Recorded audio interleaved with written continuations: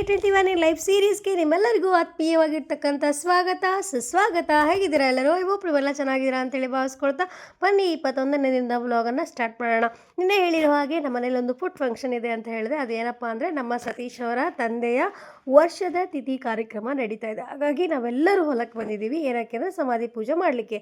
ನಾವು ಈ ಕಡೆ ಎಳ್ನೀರು ಕುಡಿತಾ ಇದ್ದರೆ ಈ ಕಡೆ ದೊಡ್ಡವರೆಲ್ಲರೂ ಸೇರಿಕೊಂಡು ಸಮಾಧಿ ಪೂಜೆಗೆ ಏನೇನು ಸಿದ್ಧತೆ ಬೇಕೋ ಅದೆಲ್ಲ ಮಾಡಿಕೊಂಡ್ರು. ಸೊ ಈಗ ಪೂಜೆಯನ್ನು ಸಲ್ಲಿಸುವಂತಹ ಒಂದು ಟೈಮ್. ಎಲ್ಲರೂ ಪೂಜೆ ಸಲ್ಲಿಸಿದ್ರು. ಕೊನೆಯದಾಗಿ ಪುಟಾಣಿ ಮಕ್ಕಳು ಕೂಡ ಅವರ ತಾತನಿಗೆ ಪೂಜೆಯನ್ನು ಸಲ್ಲಿಸ್ತಾ ಇದ್ದಾರೆ. ಸೊ ಪೂಜೆ ಸಲ್ಲಿಸಿದ ನಂತರ ನಾವೆಲ್ಲರೂ ಕೂಡ ಈಗ ಮನೆಗೆ ಹೋಗೋಣ.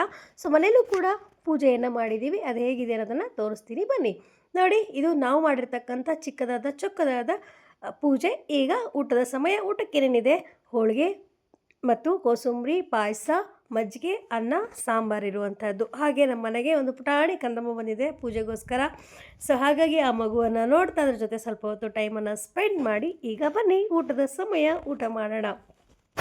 ಎಲ್ಲರೂ ಸೇರ್ಕೊಂಡು ಬಾಳೆ ಎಲೆ ಊಟ ಮಾಡಿಕೊಂಡು ಆಯಿತು. ಊಟ ಆದಮೇಲೆ ಇನ್ನೇನು ಹೊರಡೋರು ಹೊರಡ್ತಾ ಇರ್ತಾರೆ.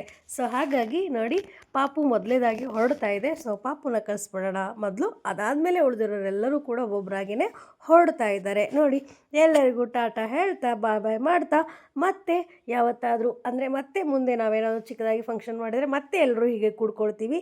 ಸೊ ಆವಾಗ ಮತ್ತೆ ನಿಮ್ಮೆಲ್ಲರಿಗೂ ಸಿಗ್ತಾರೆ ಇವರೆಲ್ಲರೂ ಅಂತ ಹೇಳ್ತಾ, ಸೊ ಇವಾಗ ಇವರೆಲ್ಲರೂ ಹೊರಡ್ತಾರೆ. ಹೊರಟ ಮೇಲೆ ನಮ್ಮ ಕೆಲಸ ಸುಮ್ಮನೆನಾ? ಸಿಕ್ಕಾಬಟ್ಟೆ ಕೆಲಸ ಇದೆ ಕಣ್ರಿ. ಏನು, ಮನೆ ಕ್ಲೀನ್ ಮಾಡಬೇಕಲ್ವಾ?